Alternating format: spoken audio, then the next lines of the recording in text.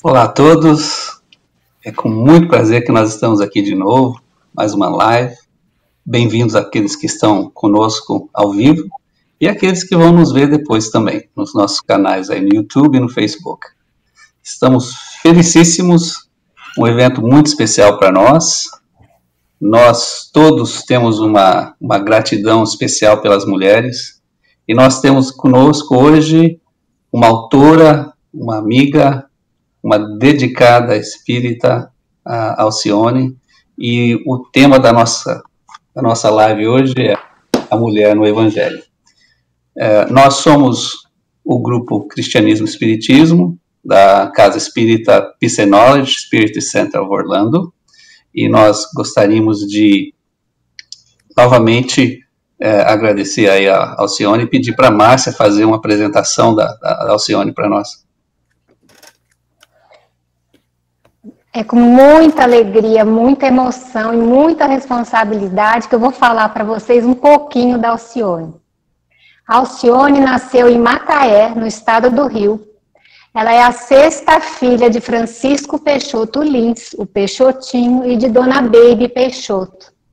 Ela mora em Campos, no estado do Rio, de onde nos fala. A Alcione é membro da Escola Jesus Cristo, que foi fundada por Clóvis Tavares, um local onde se estuda muito o Evangelho. A Alcione gosta de dizer que, acima de tudo, ela é mãe, que foi como mãe que ela cresceu na vida.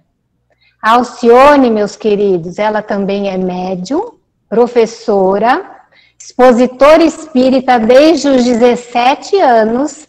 Esse ano ela está fazendo 60 anos como oradora com palestras regulares pelo Brasil todo e Portugal, inclusive durante essa pandemia. Por aí vocês podem imaginar o quanto ela estuda e quanto já estudou.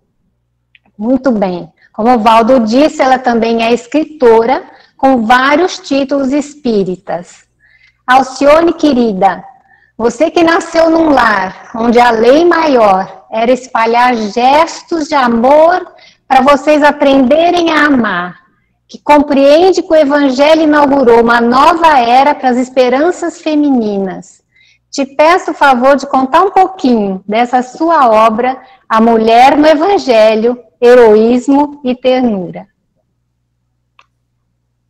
Esse livro surgiu por um artigo que eu escrevi na Revista Espírita de Campos.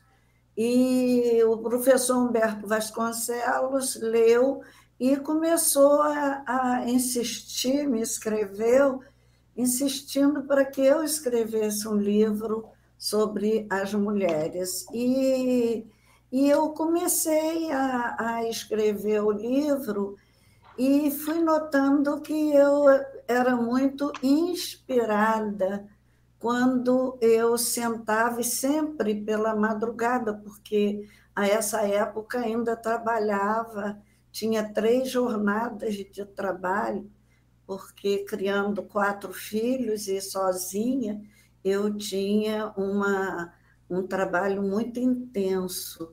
E aí eu escrevia de madrugada, e era uma hora tão feliz para mim, que eu me encontrava assim, num nível tão alto, que quando eu acabei o livro e botei o pé no chão, eu tomei um choque.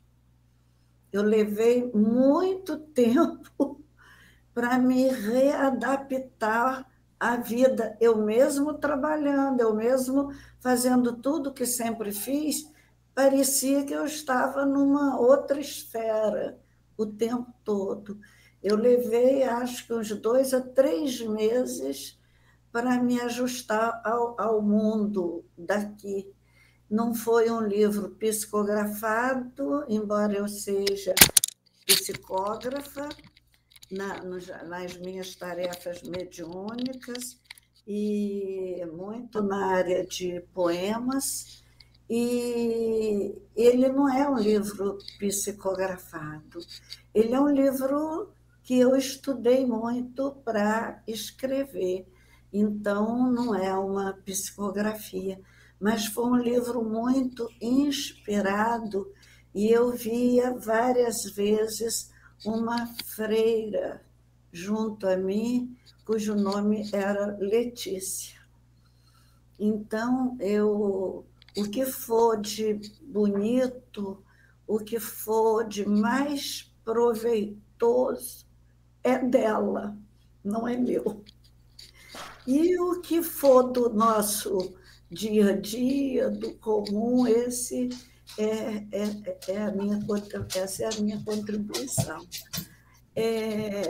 Eu falo sobre as mulheres porque eu tive uma vida na condição feminina atual muito sofrida em vários âmbitos. Posso dizer o que muito me ajudou nessa vida, por incrível que pareça, foi o teatro. Eu sou atriz também e a convivência no palco é uma convivência muito alegre, muito feliz, e nas minhas dores, até os personagens que eu fiz me ajudaram muito, me fizeram crescer muito. Então, eu aceitei esse desafio porque eu queria rever a nossa história de mulher, né? E em cada personagem dessa, eu me vi especialmente, foi a que mais me impressionou. Cada livro meu que eu estudo personagens, como o outro é Conversão e Cura, que são os doentes que passaram na vida de Jesus, e o diálogo que eu trago sempre para a vida de hoje, eu me apaixonei pela figura de Dimas, o ladrão. E nesse, a minha paixão foi a mulher adúltera. Quando eu escrevia num caderno, eu ainda não digitava em computador. E eu chorava tanto às 3 da manhã, escrevendo essa situação da mulher adúltera, que muito me impressionou, porque eu só me imaginava no lugar e pensava, eu tinha corrido dali. Quando os homens jogaram a pedra no chão, eu corria, ia chorar nos meus lençóis. Mas a mulher ficou ali. E eu achei essa mulher de uma coragem e de uma confiança em Jesus, só esperar o veredito dele. E eu acho que ela me ensinou muito, porque até hoje eu me incomodo muito pouco com as impressões alheias a meu respeito. Gosto muito de ser alegre como eu sou, gosto muito de me mostrar muito por inteira, não tenho temperamento para forjar comportamento. Então, essa mulher me ajudou muito, muito mesmo. Então, cada personagem feminino desse livro me encantou muito, me encantou muito. Eu acho que eu fiquei vivendo lá na Palestina distante um bom período da minha vida e aprendi muito, inclusive eu me vi nessa época, nessa época do livro, eu me vi como uma figura que meu filho era design gráfico, esse que desencarnou, e ele fez a capa da primeira edição. E ele apanhou justamente a mulher que eu via. Uma figura pintada aí por já esqueci quem foi o autor, mas quem dera que eu tivesse um livro lá atrás. Esse aqui? A Marcinha. Esse é o que você me deu. Essa mulher. Eu vi essa mulher o tempo todo. Impressionante. É isso, eu escrevi porque eu trouxe para os dias de hoje o diálogo entre Jesus e cada uma delas, porque há, assim, muito ensinamento. Possivelmente, se eu o escrevesse hoje, com um pouco mais de maturidade, um pouco mais de dor na alma, eu teria enxergado muito mais, porque a gente precisa de dor para enxergar o mundo, É para ver verdade. a beleza que nos cerca e para entender Jesus. Jesus, ele mostrou isso para a gente, né? Teve que sofrer, teve que ser injustiçado, e o estudo do Evangelho nos dá essa força. E uma figura também que eu não consigo me separar dela é Maria, a mãe de Jesus. Eu tenho uma veneração por Maria. Toda vez que eu estou num problema, numa luta, num sofrimento muito grande, eu faço uma palestra sobre Maria. Ah, mas eu saio de lá outra pessoa. Eu falo de Maria, tudo muda em minha volta. Mas é impressionante, falando assim, parece que é coisa de hipersensibilidade de escritor, ou de atriz, ou de pessoa ligada à cultura e às artes, mas não é. Maria, ela transcende qualquer conceito que qualquer um de nós humanos, por mais evoluído que seja, queira fazer dela. Eu acho que só um Chico Xavier mesmo para conceituar, explicar, entender aquela alma. Eu gostei muito do Valdo quando tocou em Maria. Aliás, achei todos de uma inteligência muito fabulosa. Então, vamos explorar mais um pouquinho o seu livro? A Ana vai fazer uma pergunta para você. Quem? Sou eu. Ah, tá. Então, bora. Olha, primeiro agradecer a sua presença aqui com a gente. É muita alegria no coração para a gente ter essa presença. E para falar de um tema que também nos é muito caro, né? Você percebeu que nós somos um grupo quase todo de mulheres, né? Temos só o Valdo aqui no meio, mas o resto é só mulher. E a gente já está junto nessa caminhada, nessa vida, há um tempinho, estudando Evangelho, né? E cabe para mim aqui falar sobre o capítulo de Marta e Maria, com o qual a gente sempre se identifica, né? Uma hora a gente é Marta, outra hora a gente é Maria. Mas o que mais me chamou a atenção nesse capítulo é logo no início, quando você coloca da intimidade, né? Da intimidade de Jesus com a família de Betânia. O quanto ele era íntimo deles. O quanto ele viveu essa amizade com eles. Isso me impressionou, porque a gente acaba, às vezes, não prestando atenção nesse relacionamento. Então, tem uma frase que você coloca logo no começo, que é: quanta segurança pode dar o amor de um amigo. E isso me fala muito forte, porque eu, como evangelizadora, é o que eu o tempo todo tento passar para as crianças, a importância da amizade com Jesus, né? A importância de estar próximo. E aí, quando a gente vai para a reflexão de Marta e Maria, a gente consegue perceber claramente, através da sua reflexão, da reflexão do livro, que Marta é aquela pessoa laboriosa, é a que serve, né? É a que está sempre pronta para o trabalho, né? E a Maria é a que louva, é a que senta e fica ali embevecida pela luz do mestre, né?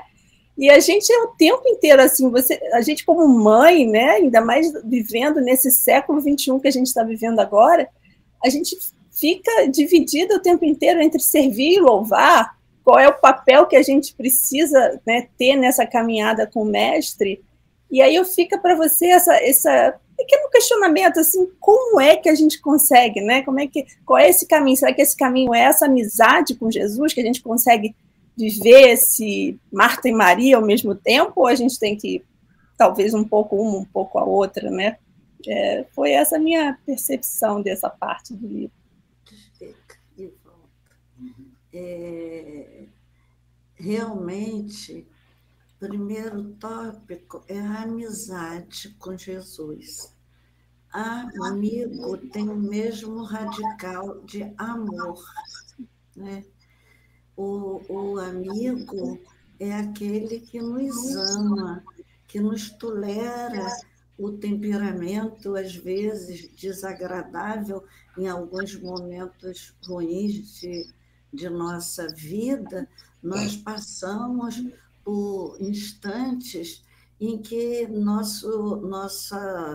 parece que até nossa personalidade, sempre suave, meiga e tal, tem uma alteração por dores, por lutas, por excesso de preocupação que todos nós passamos. E o amigo é aquele que permanece. Eu tenho algumas amigas assim de infância, de 8 anos, de 12 anos, que ainda me frequentam, graças a Deus. Então, esses amigos já deram prova de amor imensa, porque me suportar uma vida toda com todos os percalços dessa vida é um amor, né? Eu tenho uma que domingo ou eu vou para a casa dela ou ela vem almoçar aqui comigo. Então, essa permanência, esses encontros. Eu fui embora, morei 10 anos fora daqui e não deixava de vir aqui receber meu pagamento para poder, porque naquela época não havia cartão.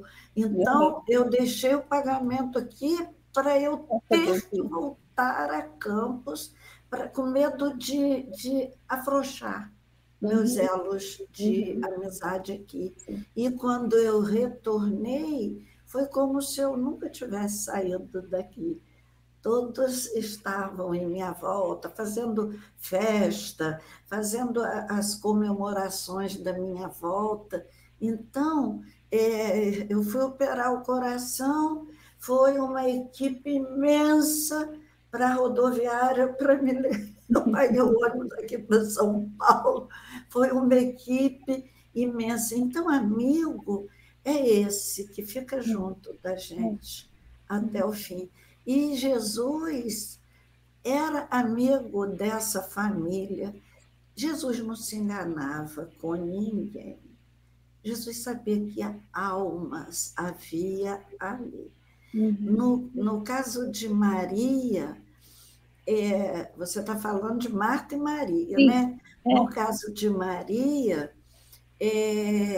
há exegetas que acham que Maria era mesmo uma mulher pecadora da casa de Simão, por causa do gesto de lavar os pés e jogar bálsamo de nardo, que era um bálsamo caríssimo. O dia que eu achei o bálsamo de nardo numa loja evangélica em Petrópolis, eu comprei imediatamente e trouxe de presente para as amigas que frequentam aqui nossos estudos, uma delícia, bem oriental mesmo, aquele cheiro oriental.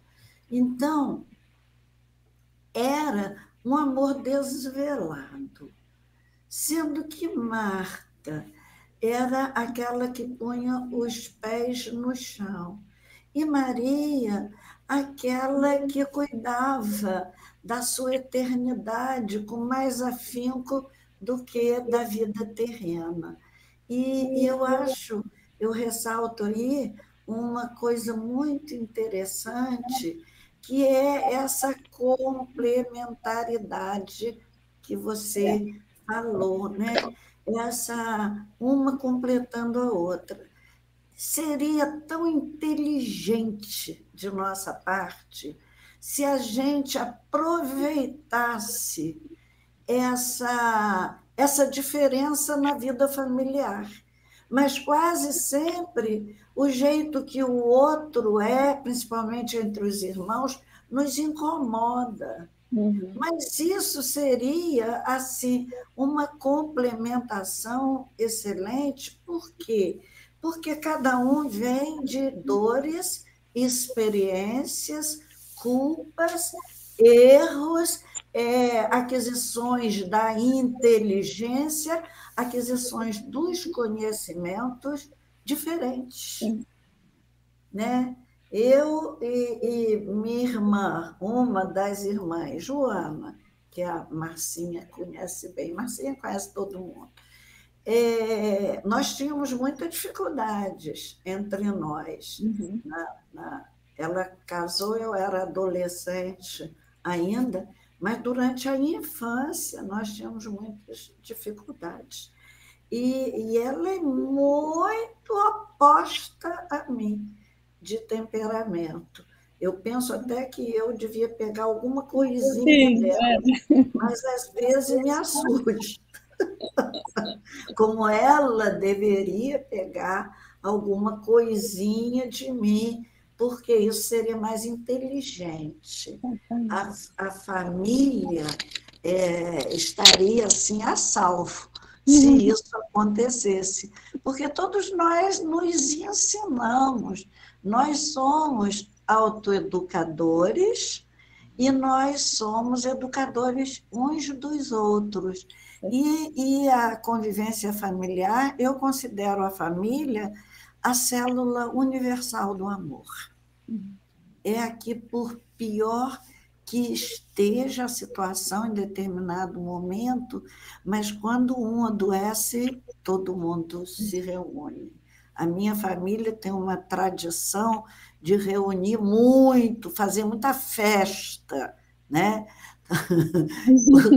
Tanto que o nosso grupo familiar chama assim, Peixotada em Festa, porque nós somos muito alegres todas e gostamos de nos encontrar, porque éramos 7 mulheres e um homem. Nossa. E cada uma foi para um canto. As 3 que viviam na minha terra morreram. Já foram. Eu estou aqui sozinha, sem ninguém da família perto de mim, né? Então, e é na velhice que a gente mais precisa conversar com os irmãos, relembrar as nossas façanhas de infância. Né?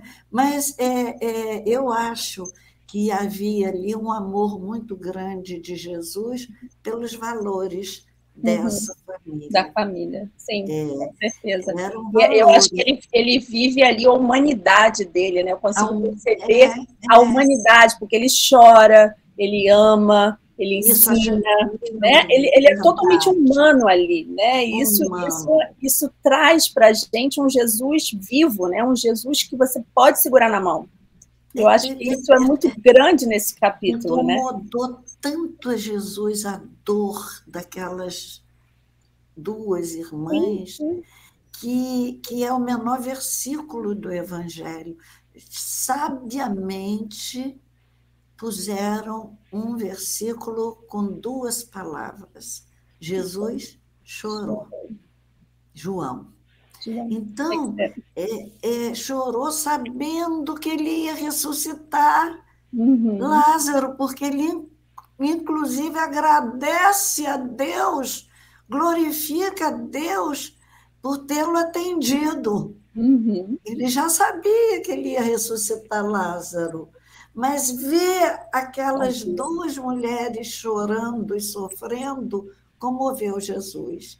Então, a gente aí conhece um Jesus altamente sensível, emotivo, que se dá o direito de chorar. Eu sou uma pessoa meio dura para chorar minhas dores, eu choro mais de emoção por um texto bonito, um quadro bonito, mas a minha dor eu sempre fui mais contida. E esse versículo me ajudou se Jesus chorou, eu posso chorar. Muito lindo, é verdade. Muito, muito, muito. Foi muito... Essas duas me ensinaram muita coisa. A Marta operosa. E tem uma coisa, a Marta tinha um dinamismo assim, encantador, tipo aquela que prevê tudo que pode acontecer e tá tudo ali, está tudo no jeito para que servisse a muita gente, que Jesus andava com um grupo grande atrás dele, né? Então, a Marta tinha isso. E tem um versículo de João que fala que Jesus entrou numa aldeia e foi hospedado por uma mulher chamada Marta. Isso também me assustou, porque naquela época, onde tinha um homem, a casa era do homem. Sim, verdade. Ainda mais que ele era um negociante de perfumes, né? O Lázaro. Então, aquilo ali me fez assim ficar muito impressionada com a personalidade de Marta. Duas personalidades opostas, cada uma no seu lugar. Na casa espírita deve ser assim, cada um no seu lugar. Quem é da mediunidade, quem é de costurar para os pobres, quem é de ajudar na limpeza. Eu mesmo já faxinei muito grupo espírita. Então, cada um deve ter uma função, quem é da tribuna, quem é do passe. E, às vezes, a gente tem que fazer tudo, né? Eu pego em qualquer serviço. Eu aprendi com minha mãe que espírito endividado não enjeita serviço. Então, a gente toca muitos instrumentos, e isso é muito bom. Então, a Marta era... Isso eu fico pensando. Maria poderia sentar-se aos pés de Jesus, não fosse a diligência de Marta. Não é? Cada um na sua função. E eu acho lindas as duas. Sim. Acho lindas as duas. Eu tenho muito de Marta, mas muito. Eu também. Pouco, não. Total, Marta. Eu tenho muito de Marta, mas tenho muito de Maria. Acho que tenho mais de Maria. Eu acho que... a cuidadora da casa, eu gosto, entendeu? Mas a Maria ganha a Marta, graças a Deus. É verdade. Tem que ser. A nossa vida é a luta pelo equilíbrio. É isso aí, né? Achar. E aí a gente vai trazer agora a Natasha, que vai falar sobre uma outra mulher maravilhosa, que é a Samaritana, para conversar com você um pouquinho. Oi, Natasha. Oi, obrigada por estar aqui com a gente, é tão bom. Obrigada a você. Muito especial, e escutar tudo que você está dividindo. Bom, eu vou direto à pergunta, porque eu acho que esse texto da Samaritana tem muitas coisas para conversar, mas a minha pergunta é assim: dentro do livro tem o questionamento universal feito pela Samaritana, pelo menos no meu entendimento desse capítulo, é onde adorar a Deus. Existem, né, muitas outras coisas em relação a ser pagã, né, o motivo pelo qual Jesus estava lá e tudo, a água, os símbolos, mas então, onde adorar a Deus? E Jesus lhe responde como? Se era no monte, se não era, onde que era? E de acordo com partes aqui, né, a gente, de acordo com o seu livro, né, que a mulher era samaritana, era adúltera, era o lixo humano, né? Então, quando Jesus pede dar-me de beber, ela responde, né? Como sendo tu, judeus, pede beber a mim, que sou mulher samaritana. Mas finalmente tem uma parte, né, que ela fala, rende-se, enfim, Senhor, dá-me dessa água para que eu não mais tenha sede, nem precise vir aqui buscá-la. Então, de acordo com essas passagens, outras passagens nesse capítulo, Jesus transforma essa oportunidade no marco da relação entre Deus, né, entre o homem e Deus, aonde adorar, né? Uhum. Então, e aí uma das minhas partes favoritas é uma da relação que independe de lugar e que está subordinada a contingências internas, na página, aqui, acho que é na página 40. Aí minha reflexão foi assim, quando refletimos sobre o desenvolvimento lento e constante da energia divina que habita no homem, também escrito por você, como que podemos facilitar essa experiência interna no centro espírita? Sei que ficou meio confusa a minha pergunta, assim, mas como que a gente... Não? Ficou um pouquinho... Não, ficou não. Então, sabendo que o desenvolvimento sabendo que a relação independe de lugar, já falado por Jesus, né? E que existem contingências internas, então existem coisas interiores para nós podermos sentir, né? E sabendo que esse desenvolvimento não é rápido, ele é lento, e e é uma constante da energia divina que já nos habita. Como que a gente pode fazer com que essa experiência tão especial possa ser facilitada pelo centro espírita?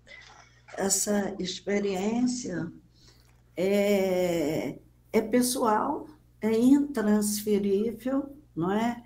E se experiencia na vida de relação em toda parte, no grupo espírita, na família, no trabalho, no lar mesmo, na vida social e também no templo espírita. Aqui no centro espírita é uma fatia dessa experiência, porque a gente, Deus quis fazer do outro, do próximo, a nossa ponte para ele, não é? O próximo é a nossa ponte para Deus. Não podemos ir a Deus sem o próximo, sem ser através e pelo próximo. Então, não é só dentro do grupo espírita, ela acontece em toda parte. E essas atitudes nossas em cada lugar, de rever nossos erros para conviver, porque a gente tem que se adequar ao lugar onde nós estamos, ou vamos viver as turras com todo mundo, não é? Então, a experiência de viver Deus, hoje nós sabemos, depois de André Luiz, que é bem verdadeiro o Deus, o reino de Deus está dentro de vós. Vós sois deuses, vós sois luz, não é? Que Jesus nos disse isso tudo. Através de André Luiz, nós sabemos que a epífise é esse órgão que nos liga ao alto, é onde nós guardamos todo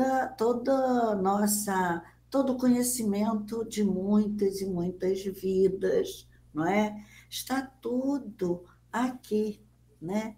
Nesse chakra coronariano, que é o chakra que comanda todos os outros. Então, trazemos Deus em nós.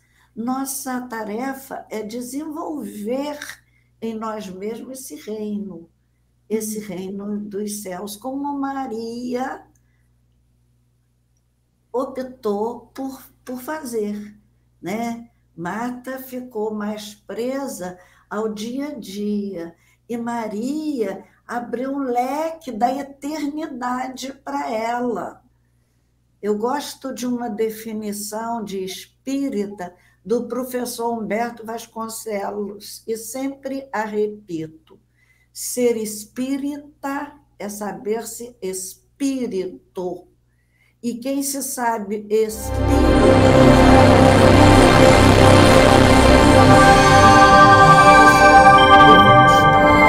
aqui pela vida eterna e não pelo período daqui, intensamente, tão somente pela vida da Terra. É a gente trabalhar como Maria, assentarmos-nos aos pés de Jesus e embevecidamente beber as palavras do Mestre, que nós podemos fazer hoje, porque temos os relatos dos evangelistas, não é? Então, o reino está em nós. Eu recebi de um senhor da Bahia uma relação da epífise, até porque eu dei essa aula domingo, com a escada de Jacó, o vai e vem da escada de Jacó, que tem o nome semelhante a Pineal, esqueci até o nome, mas é a escada de Jacó, que antes a gente ligava muito à língua, ao idioma, né? Porque a gente diz... Não, eu falei... E a Torre de Babel, né? Que é a subida, né? Então, nós temos o Deus em nós. E a mulher samaritana, ela foi incrível, porque era uma mulher que tinha uma vida livre. Jesus foi explícito para ela, porque sabia que podia ser. Jesus disse a ela: 5 maridos tivestes e o que agora tens não é teu marido, não é? Ela estava andando com outro, né? Ela era samaritana, que era desprezado pelos judeus, tanto que ela pergunta: como sendo judeus falas comigo que sou mulher e samaritana? Ela tinha... Homem não podia falar com mulher, só dentro de casa. A mulher não merecia sequer a palavra do homem. E Jesus falou com ela, e foi a pessoa a quem ele escolheu para revelar, foi a primeira revelação que ele era o Messias. Eu sou, eu que falo contigo. E ela tomou um susto de estar diante do Messias, e o Messias falar com ela. E essa mulher foi considerada a primeira evangelizadora, porque ela saiu e foi chamar os samaritanos para seguir Jesus. Ela devia ter muito prestígio em meio dos seus conhecidos, porque ela volta com um grupo muito grande, e depois desse relato acontece um outro que eu acho lindo, e vou falar para você. Jesus continua depois o caminho dele, a mulher foi embora, e aí ele diz assim para os discípulos, estava assim no alto, e os campos de trigo estavam brancos, e ele diz assim: vede os campos de trigo que já branquejam para a ceifa. Pensaram que ele falava do trigal, ele falava da mulher samaritana que vinha. Foi uma ceifa rápida. Ela produziu fruto quase que imediatamente depois de estar com Jesus. É lindo, é lindo. E a respeito da água, Jesus diz que o que crer nele, de seu interior fluirão rios de água viva. Rios de água viva. E ela, do interior dela, fluiu. Rios de água viva. Então, aquela mulher que vai buscar água para o seu imediatismo, para a sua família, para cozinhar, para beber, larga o essencial. A água é essencial à vida de uma casa. Ela larga o que lhe era essencial e vai ouvir Jesus. É outra Maria, não é? É outra Maria.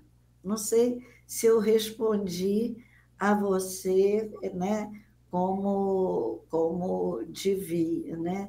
Mas satisfiz a sua pergunta, né? Então, é isso aí que nós entendemos, né? Essa experiência nossa já vem sendo facilitada pela doutrina espírita, pelo evangelho, que naquela época elas não tinham, estava começando a conviver, ainda não tinha o olhar da história que nós temos, que a história só se vê de longe, depois que ela passou, né? Aquele pessoal não tinha esse olhar ainda, que nós hoje temos chance de ter, né? Então, nós já temos o conhecimento por Kardec, das obras de Chico Xavier, que nos impulsionaram o raciocínio, inteligência, sentimento, ações favoráveis às criaturas. Então, são os bons facilitadores de nossa experiência espiritual aqui na Terra. E no templo espírita, onde você colocou, temos tudo isso. E vamos colocar em prática cá fora o que a gente recebe lá. Vamos falar com a palavra mais forte que existe, o verbo que parece gritar em nossa volta. Vamos falar com as ações, com os exemplos. Emmanuel diz que não há caridade maior do que a caridade do exemplo. Obrigada, Euskália. Obrigada. Um beijo. Beijinho. Agora é minha vez. Eu escolhi, Alcione, o capítulo da mulher adúltera. Nós sabemos que essa condenação da mulher adúltera não era o objetivo que os escribas e os fariseus perseguiam, e sim que eles estavam, mais uma vez, desafiando Cristo. No capítulo 16 do livro No Roteiro de Jesus, quando Humberto de Campos examina esse episódio, a gente percebe que essa cena foi toda armada por Efraim, que era irmão adotivo da esposa de Pedro, sim, Simão Pedro, que essa mulher pecadora nada de errado teria cometido. Alcione, a minha pergunta é a seguinte: em geral, nós julgamos sem conhecermos toda a verdade, o processo por inteiro. Até quando continuaremos esquecidos de que a doutrina cristã é recuperadora e não acusatória, como você diz nesse capítulo? E passaremos a auxiliar aquele que supostamente errou? Isso tem sido muito difícil, realmente. Sua pergunta foi... Aliás, as perguntas são muito inteligentes. Estou gostando muito. Se o Efraim armou, nós fazemos isso. A sua citação é importante porque nós fizemos e fazemos ainda muito isso, de armar uma situação para desmoralizar alguém, né? Muito triste.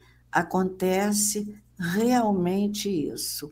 A mulher adúltera, o que a lição maior daí, além da gente se ver, né, Em todo o Evangelho a gente se vê, e quase sempre se vê no lado oposto em que Jesus está.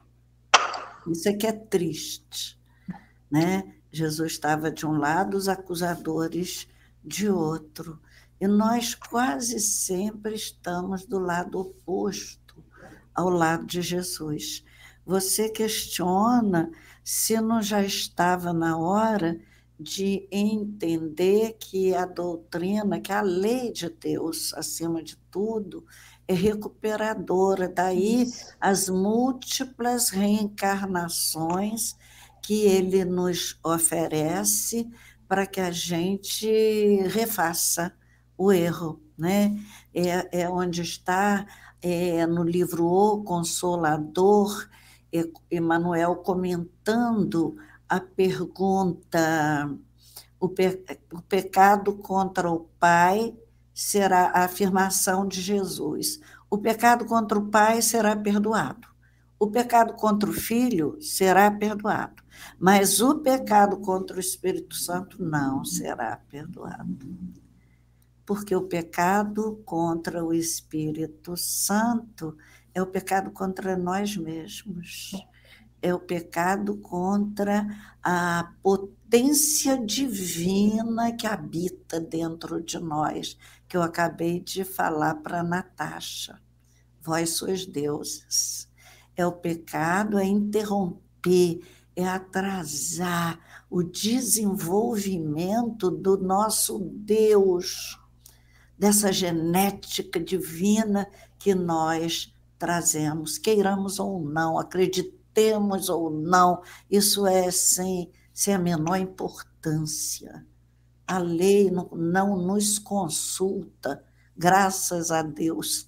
Então, as múltiplas reencarnações, elas são a prova de que a lei de Deus é redentora. Há mais alegria no céu pela chegada de um pecador que se arrepende do que de 99 justos. Ou ainda, eu vim para os doentes. Os sãos precisam de médico, não é?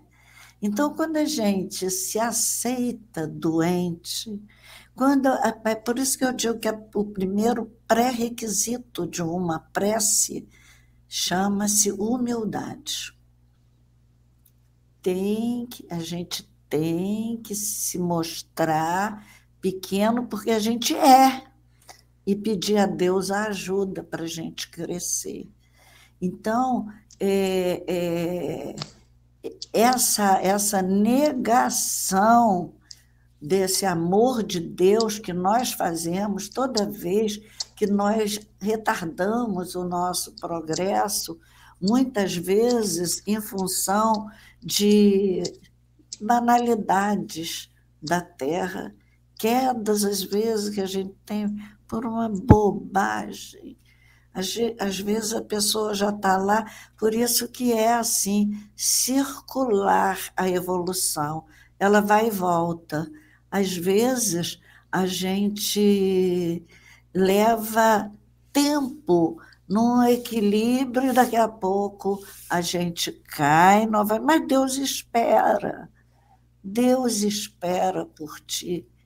Isso é muito, muito consolador, muito animador. Então, a mulher adúltera, né, ela, para mim, ela sempre me emocionou muito, porque eu não sei porque se eu tenho alguma vida em que passei vexame público, em que fui julgada, porque eu descobri que o único medo que eu trago em mim é de ser ré, é da justiça. E uma pessoa que tem irmão, sobrinho na justiça, desembargadores e muitos advogados na família, juízes, então é estranho, e que anda reta. Que medo é esse que eu trago em mim da justiça, de um julgamento?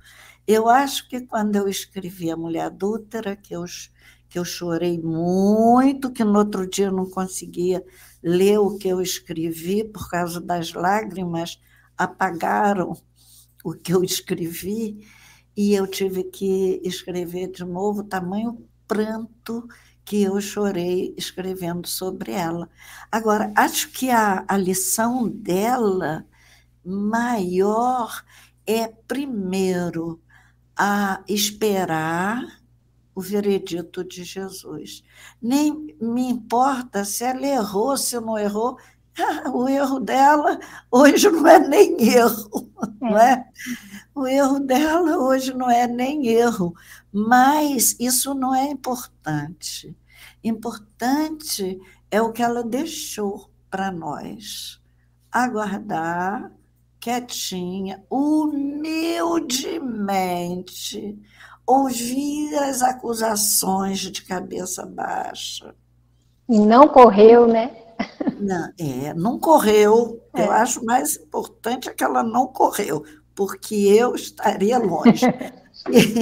E ela não correu e ela aguardou Jesus. E isso me deu muita força para me despreocupar de todo e qualquer julgamento do mundo. Não me importa, não me incomoda mais. Eu era assim, meio atônita, preocupada, o que vão pensar, o que vão dizer. Acabou. Depois que eu estudei, não é ler, é estudar. Para escrever, a gente tem que quebrar um pouco a cabeça e dar trabalho ao coração. E depois que eu aprendi isso com ela, de quem me importa o veredito? Primeiro é o meu, a consciência tranquila, né? Porque quando eu lembro que Deus não vai me julgar, isso me apavora, que eu vou ser julgada por mim, quem dera fosse um pai a me julgar, mas não é. Somos nós mesmos, em fase de maior maturidade, que nos olhamos e vemos os nossos erros, e aí pedimos para vir ao mundo para refazê-los. Eu conheci um espírito, uma criança que era tetraplégica, que Chico Xavier vinha de Uberaba ou de Pedro Leopoldo no início ao Rio e saía escondido. 5 horas da manhã, 6, a família dormindo, ele pagava um táxi e ia lá no Meier para ver esse menino, José.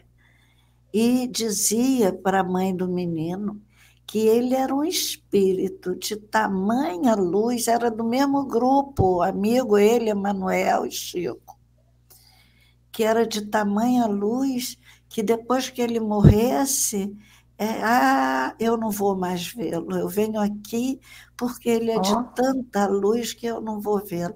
Ele vai virar uma borboleta de luz. E esse espírito estava num grau altíssimo quando uma bobagem de uma vida o atrapalhou. Ele não conseguia se perdoar.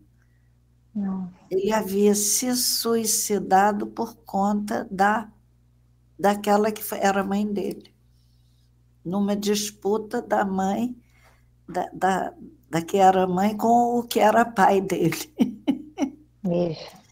E ele vem à Terra sem necessidade, como Alcione.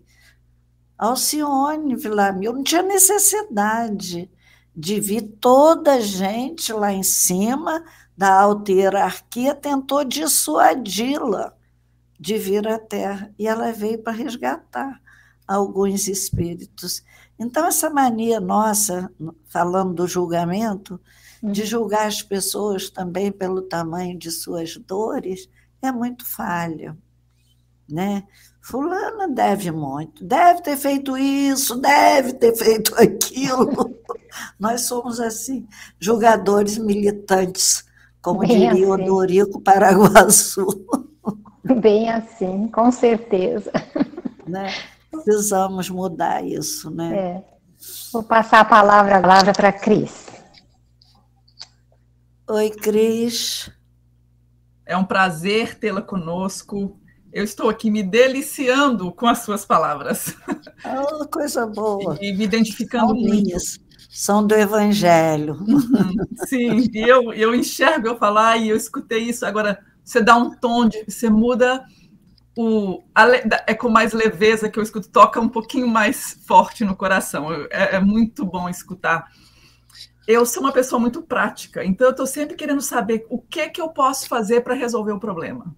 Tá? Se o leite derramou, eu não quero saber quem derramou. Eu quero limpar e ver onde é que eu consigo mais leite.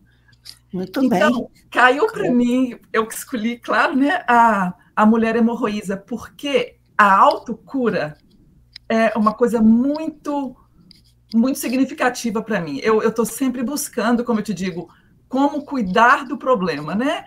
Então, a mulher hemorroísa, como ela se cuida, como ela busca entender o porquê e buscar o seu, linda ilustração. A sua cura, ela me chama bem a atenção. E no livro você fala de uma coisa que me tocou muito, sobre as dores silenciosas. Elas chegam e as mulheres vão silenciando a ponto de nem mais escutar essas dores. Elas vão silenciando e mulheres, eu digo porque estamos falando delas, mas pessoas que escolhem entrar um pouquinho mais para dentro de si, um recolhimento para entender a própria dor. Esse recolhimento de 12 anos de um fluxo que marginaliza, né? Porque como fluxo, uma mulher que estava no seu período menstrual era considerada uma mulher impura. No caso dela, 12 anos de impureza traz uma marginalidade que não tem como definir. Então, esse lugar de isolamento dessa mulher, né, leva ela para um lugar de dores que é difícil de a gente entender. Mas eu percebo que nesse recolhimento é uma oportunidade de, como diz Allan Kardec, recolhimento e evocação. É uma hora de estar com você, de se conectar, de abrir o seu coronário para fazer aquela comunhão com o divino dentro de você, e esse tempo, que às vezes a gente leva um tempo maior para entender por que a gente está ali, o que levou a gente àquele lugar, se é dessa vida ou se é de outra, é irrelevante. O que é relevante é que a gente possa processar essa dor. E a minha pergunta é, eu sei que depois desse longo período onde ela se encontrou, ela entende onde ela chegou no autoconhecimento, o tocar as vestes de Deus é a última gota do processo dela. Assim eu vejo, e eu queria... Minha pergunta para você é, como podemos captar essa energia no tocar as vestes de Deus? Hoje não tem mais Jesus andando pelas estradas, não é? Diz o relato de Lucas, no livro de Atos dos Apóstolos, que as pessoas arrancavam os aventais de Paulo para passar nos doentes, nos leprosos, e curava. É o estudo do magnetismo, não é? E para entrarmos no magnetismo, a palavra-chave é sintonia.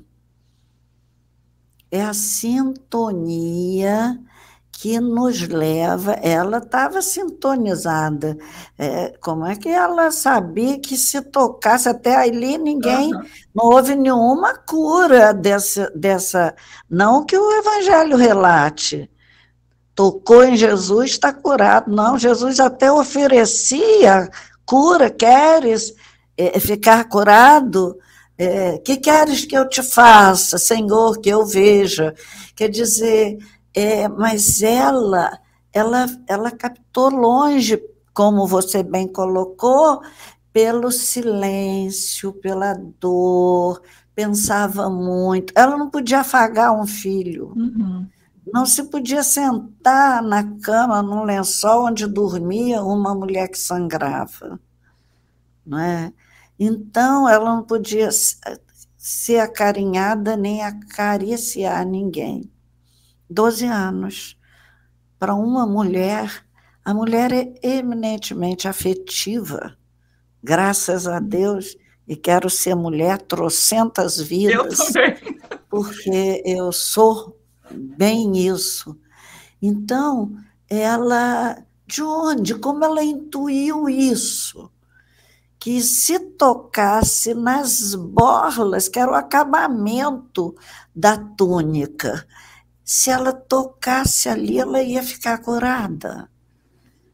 E isso que está aí é uma fé que nós desconhecemos ainda. E ela já, naquele tempo, conhecia. A nossa fé caiu muito.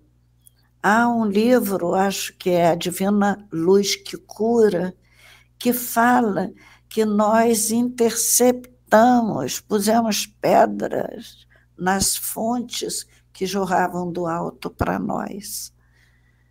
O raciocínio, a racionalidade em excesso nos afastou um pouco dessa fé que Darcy Ribeiro, na sua última entrevista antes de morrer, disse que a única inveja que ele teve nessa vida foi da mãe dele, porque a mãe dele tinha uma coisa que ele nunca conseguiu: fé. Ele estava morrendo de câncer, sofrendo, precisava de uma fé, e não tinha. Né? Então, nós não temos essa fé. Jesus diz para ela, filha, foi a única pessoa a quem Jesus chamou assim, filha, a tua fé te salvou. Vê a diferença de curar e salvar. Sim. Curar é para uma vida, mas vai morrer. Todos que ele curou morreram. Salvar é a eternidade, não é? Então, ela não curou só, ela foi salva. E a salvação é o bem-estar do espírito. E aí a sintonia só aumenta a partir dali, porque o espírito está tranquilo, está num bem-estar muito grande, né? Então, nós hoje sabemos, depois da obra de André Luiz, que as bactérias, vírus, existem antes nesse outro campo imaterial. Uhum. Né? No livro Os Mensageiros, se não me engano, é o capítulo, acho que é o 15, A Viagem, e que fala, quando eles vêm à Terra, ele descreve a atmosfera que envolve a Terra. Olha, o livro foi escrito em 1944. Ainda havia um certo respeito na sociedade e tal. Hoje, como deve estar essa atmosfera? Depois de tanto ódio, depois de, principalmente a nossa aqui no Brasil, né? A moralização caiu muito. Então, o ambiente de nossa psicosfera hoje, ele é muito favorável a nossas infecções, a nossa... Você vê que o que está graçando por aí agora é isso, é vírus e é muita infecção a partir dele.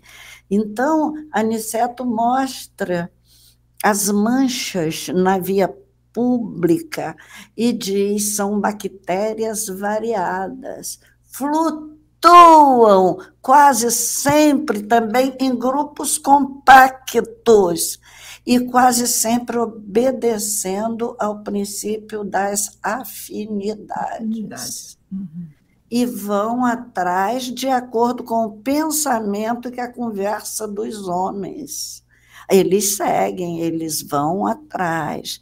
Então, mostra que depois desses grandes núcleos pardacentos, completamente obscuros, e diz que aquilo ali são as zonas de matéria mental inferior, matéria que é expelida incessantemente por certa classe de pessoas. Então, e aconselha, o grande conselho de Jesus: vigiai e orai, para não cairdes em tentação. E aí as doenças que nos atacam, em geral, são frutos de matéria mental de todos nós. Repara que a pessoa que vive falando de doença nunca fica boa, não é? As pessoas que oram muito raramente adoecem. Eu não tomo nem vacina para gripe, porque eu não tenho. Já deve ter uns 20 e tantos anos que eu não tenho nada. É uma vacina espiritual, uma conexão com bons pensamentos que vacina todo dia. É verdade. E estou muito bem de saúde. Uma velhinha que está continuando o seu trabalho aqui na Terra. Agora, nós vivemos a pensar em doença, a falar de doença, é a atração maior. Aquela mulher não era propriamente uma doença, era um sangramento que precisava naturalmente de tratamento, que não havia na época, porque sangue era impureza tanto quanto o esperma do homem o era, não é? Então, essa a nossa matéria mental aqui na Terra. E quanto mais cai a vibração, mais doença, mais vírus, mais bactéria. Eu sinto que depois dessa pandemia, eu estou vendo gente que nunca teve hábito de orar, formando grupos às 6 da tarde. Jovens,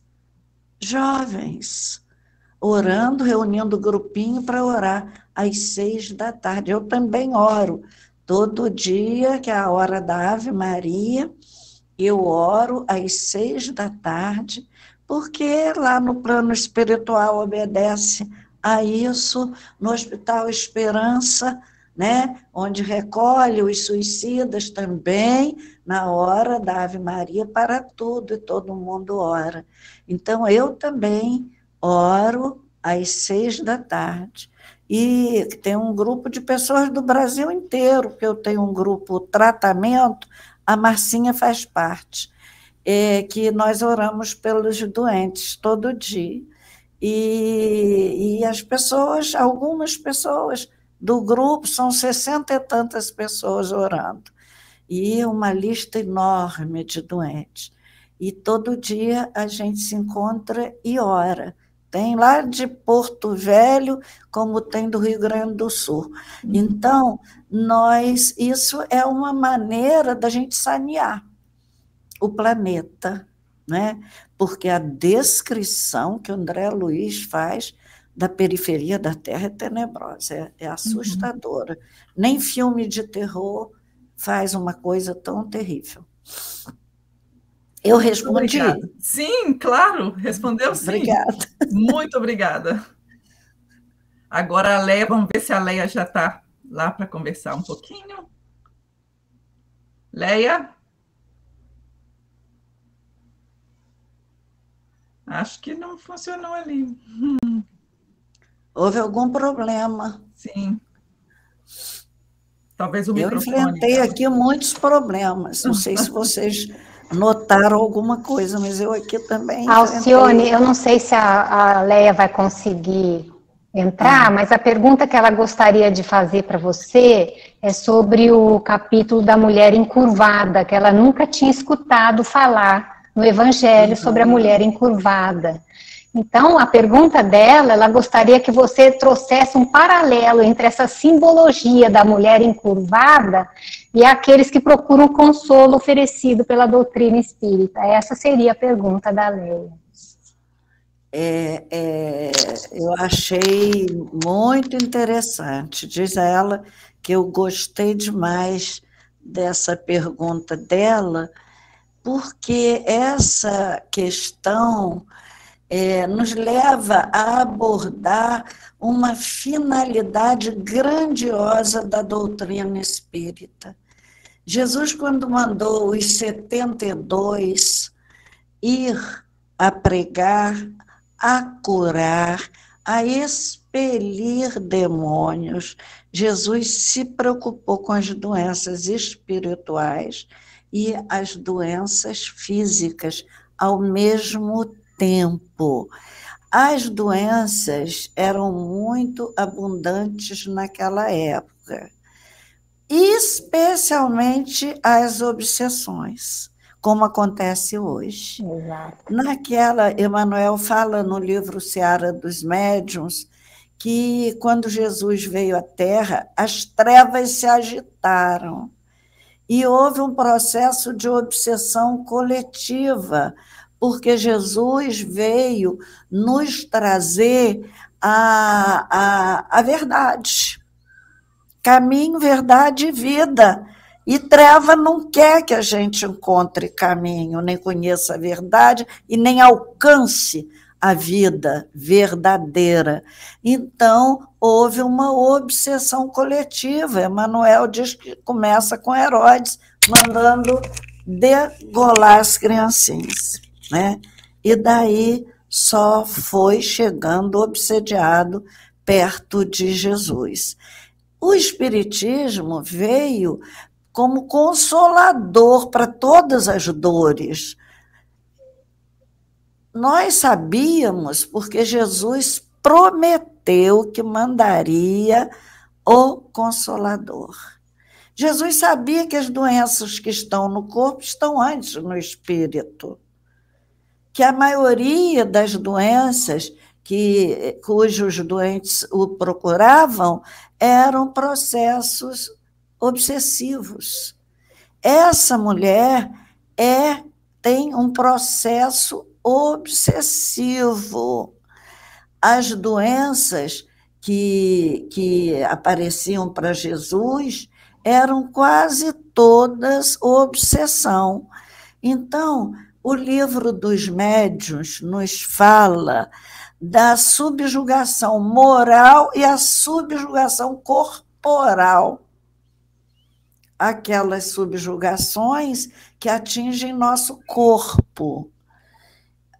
Encurva, a mulher encurvada, não conseguia levantar as costas. Só olhava para o chão, né? Só olhava para o chão, né? Então, ela vivia assim, acho que 8 anos, né? Que ela vivia, não é muito mais, não que ela mais. que ela vivia encurvada. E essa subjugação corporal, essa subjugação que nos ataca algum órgão físico, nós recebemos aqui uma moça, eu tinha meus 17 anos, 18, e aqui em casa chegava doente de todo tipo. E essa moça já tinha ido Rio, São Paulo, Belo Horizonte, e era muda, ficou muda, acordou muda. Dormiu falando, acordou muda. E estava já há muitos meses que não falava. E aí papai foi lá com a mamãe para dar um passe, chamado pela família, e ele viu que lá ela não ficava, ela não podia ser tratada lá, porque a ambiência ia dificultar muito. Então, trouxe cá para casa. E as pessoas vinham, todo mundo quer a cura, né? E ela veio. Aí deram o passe nela, aí à noite. Eu sei que no dia seguinte ela me acorda falando. Entendeu? Ela não falava nada. Ela chegou aqui, eu lavando louça na cozinha, e ela com papel escrevendo para me perguntar as coisas, porque ela não falava. No dia seguinte, ela me acorda falando. Essa é uma... Jesus curou mudo, gago, né? Então, era uma subjugação corporal, né? Então, nessa hora de transição, acontece também uma obsessão coletiva, porque nós estamos outra vez para dar outro salto, como nós demos quando Jesus veio ao mundo, né? Depois que Jesus veio à Terra, diz Emmanuel, que nasceu ali a maioridade do homem da Terra. Então, aí eles fizeram tudo para atrapalhar. Como agora nós estamos num processo evolutivo, que eu acredito sem volta, né?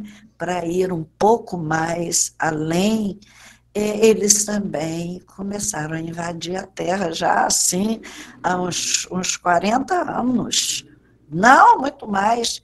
A partir de 1950, a coisa foi só piorando.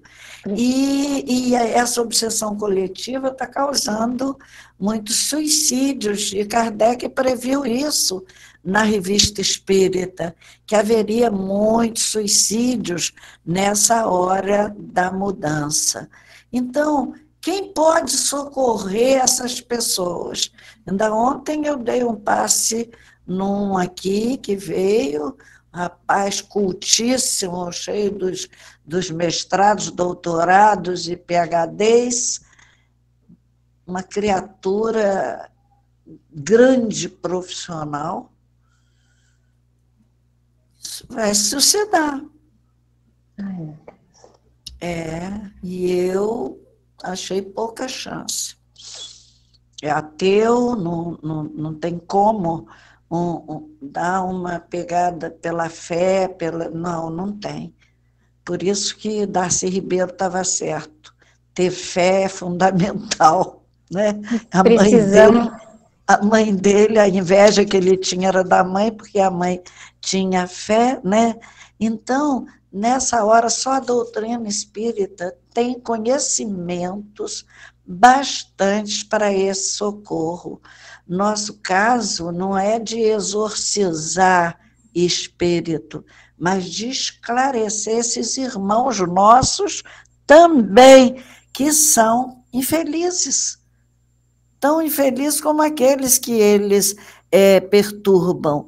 Então, os nossos templos espíritas, embora fechados, nessa hora não podem fechar. Vocês aí, nos Estados Unidos, mais cedo vão voltar a conviver. Já voltou estão, aqui. Já estão, eu vi a matéria hoje, já estão saindo sem máscara, os bares e restaurantes já podem funcionar até mais tarde. Então, vocês são mais felizes que nós, que aqui o presidente atrasou muito nossa vacina. Então, agora, há necessidade da saúde emocional, da saúde mental, mas a gente tem que se equilibrar e abrir nossas casas espíritas e não ter medo de atender a essas criaturas em desespero, porque elas vão bater na nossa porta mesmo. Os templos espíritas não podem fechar, porque a dor não manda aviso. A minha Escola Jesus Cristo está fechada, mas eu estou daqui quebrando galinhos menores, porque eu, sinceramente, não temo a doença, porque eu acho que o que é meu me acha. Eu posso me esconder à vontade.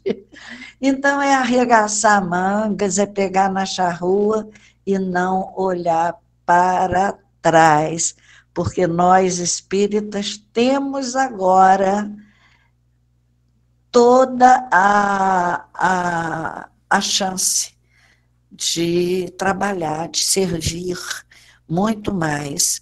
André Luiz diz a respeito de uma reencarnação, Missionários da Luz, que quem estava vindo à Terra naquela época, 1940, eram espíritos preparados para viver a transição. A gente sabia que ia ser dura, que ia ser triste, que nós íamos ter o mundo e toda a tragédia do mundo dentro da nossa casa, dia e noite.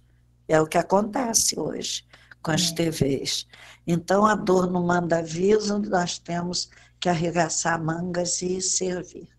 E vamos continuar vigiando e orando, não é mesmo? Vigiando e orando, sim, senhora. Agora eu vou passar a palavra para o Valdo, que vai fazer a última pergunta para você. Alcione, está realmente, esse seu livro, essa obra, traz uma riqueza de conteúdo e de consolo, e a gente gostaria de falar aqui, já encerrando essa nossa rodada de uma entrevista, né, essa reflexão juntas e aproveitando que você traz tanta coisa boa na mulher, a mulher no Evangelho, e a gente queria falar um pouquinho de Maria de Nazaré, para a gente fechar esse nosso circuito aqui de conversa com a querida Alcione. Maria, ela é o nosso modelo e guia, se a gente puder plagiar, né, o Livro dos Espíritos, é o nosso modelo e guia como mãe. E como mãe, a gente vê, né, que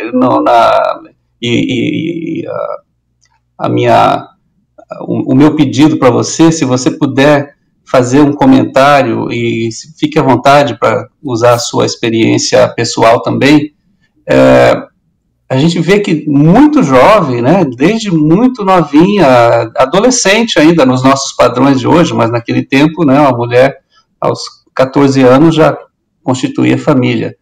E ela teve, né, esse espírito missionário de ter essa incumbência de gerar no seu ventre o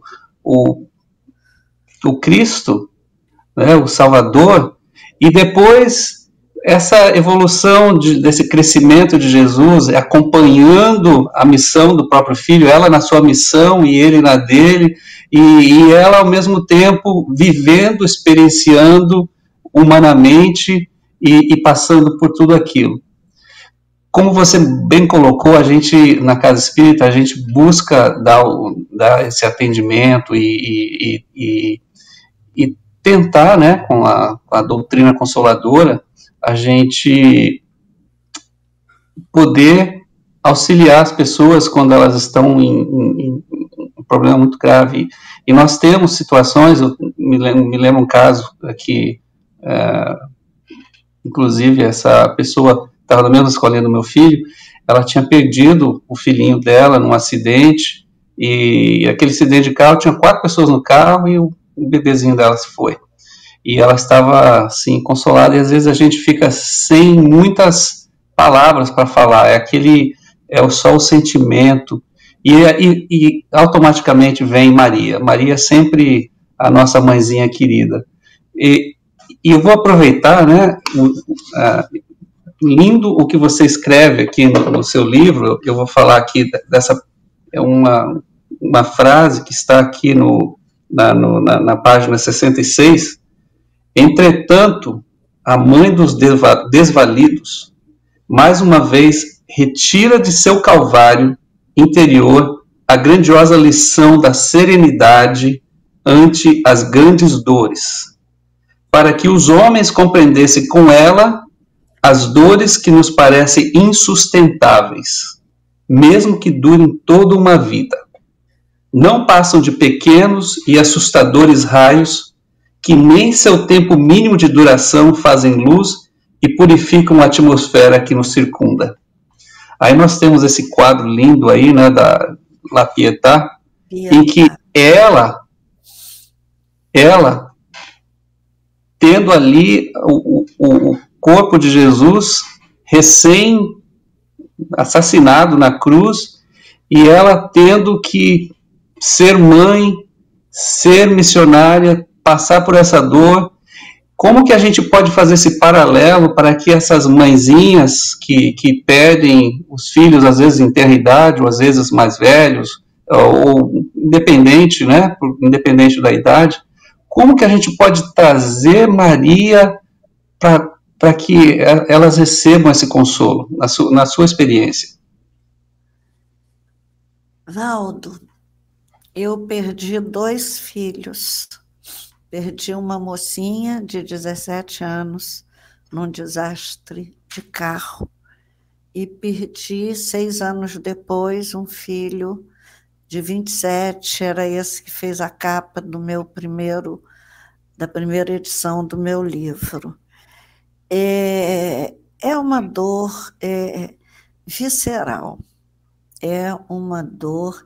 Chico Xavier diz que um dia a ciência, eu acho importante isso, vai descobrir os meandros da ligação mãe-filho. E nós vamos entender por que a morte de um filho é uma dor sem cura. O tempo passa, ameniza a dor, mas vira e mexe, ela volta.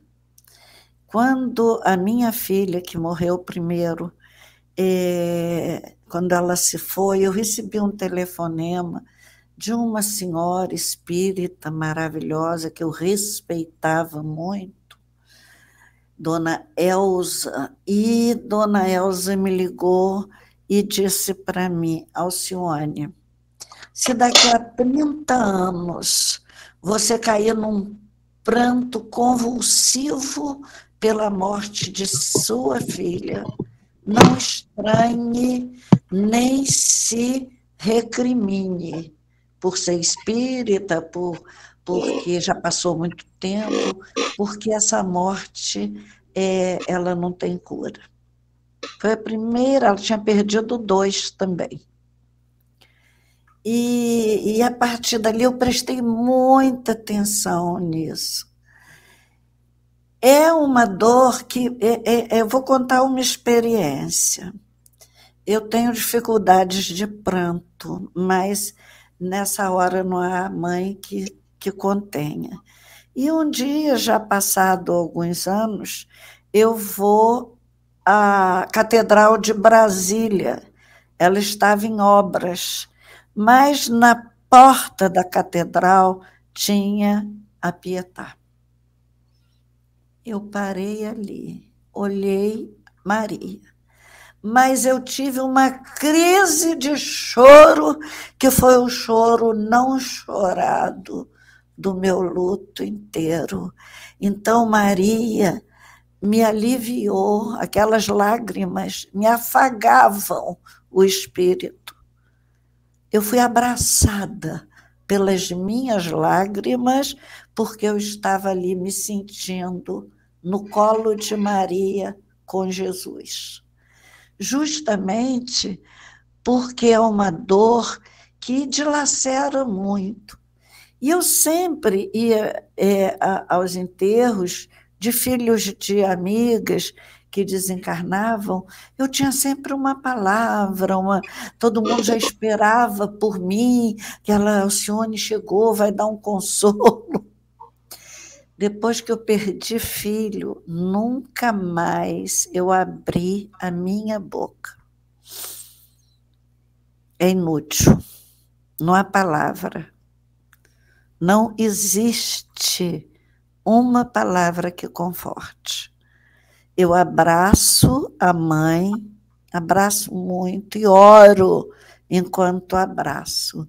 Eu faço uma transfusão de energia, de força para aquela mãe superar aquela hora, porque a gente só reconhece a dor que conhece. Que interessante. Deus...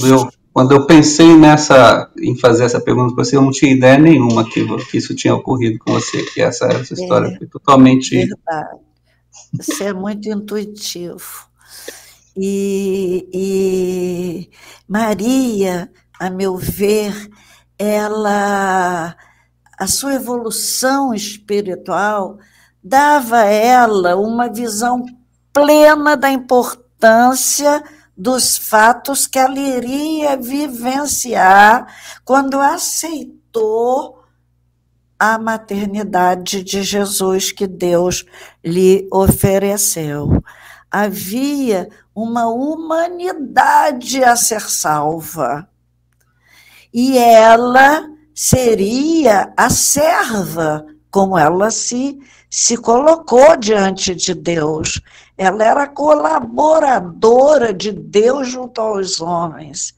Mas se a maternidade na Terra faz um vínculo meio possessivo, meu filho, né? Quem fala em filho sem falar que é seu, né? Meu filho, é um pouco mais egoísta. Então, eu acho que, diante do sofrimento do filho dela, que esse sofrimento de Maria, é por isso que eu venero essa figura feminina, porque ela não sofreu só pelo filho, ela sofreu pelos que injuriavam, maltratavam e espancavam o seu filho. Se Jesus pede, Pai, perdoa-lhes, porque eles não sabem o que fazem, se essa piedade tão grande da gente, Jesus é próximo a ela, né? Se mais tarde Estevão pede a Deus, Pai, por misericórdia, não lhes imputes esse pecado. Morre orando pelos apedrejadores. Era um discípulo, era um apóstolo de Jesus. Então, se eles faziam isso, Maria sabia o tipo de sofrimento que ia assolar aqueles corações no futuro, e quase sempre foi num futuro próximo, por aquela crueldade com o menino dela. Então, a dor de Maria, como uma mulher universal, como uma figura que vai além dos parâmetros e das visões estreitas daqui da Terra, ela sofria também pelos homens que maltratavam seu filho. Ela sofreu duplamente.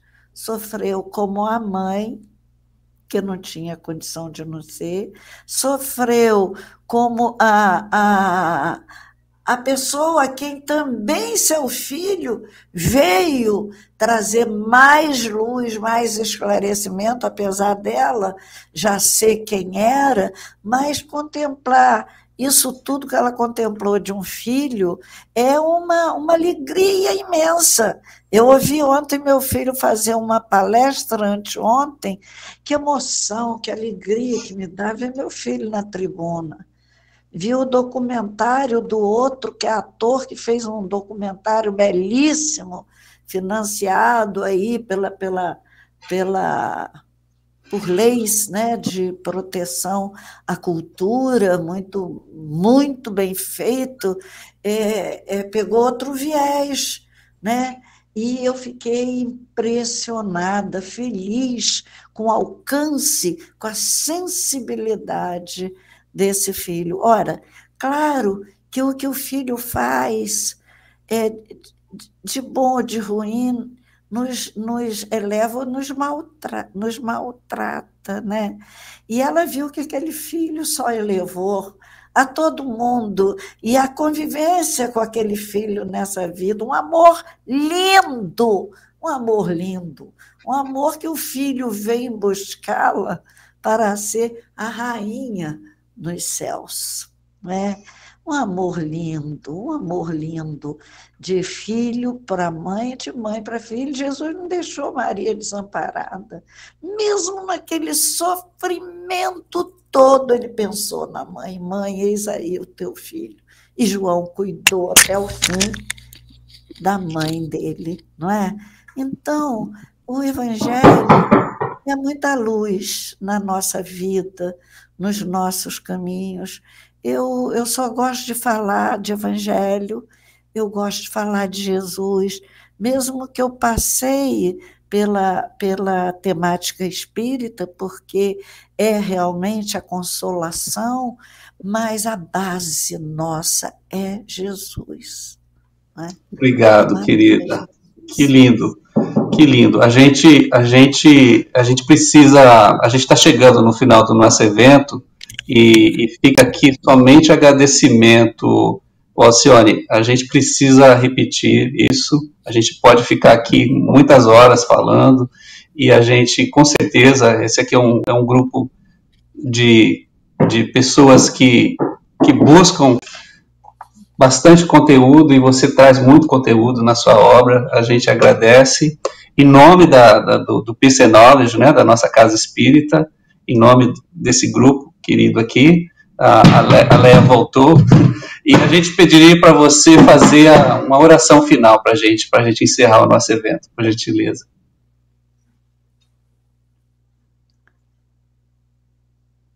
Grande Criador,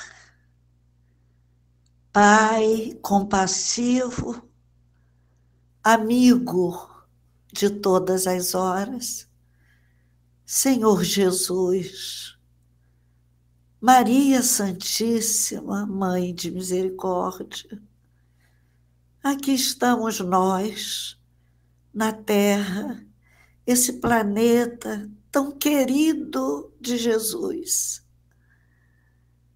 Aqui estamos nós, tão distantes fisicamente, mas tão juntinhos em espírito, nessa hora, pela sintonia agradável, feliz, forte o suficiente para vencer todas as distâncias e nos fazer emocionar juntos, sentir juntos a grandeza do Evangelho de Jesus.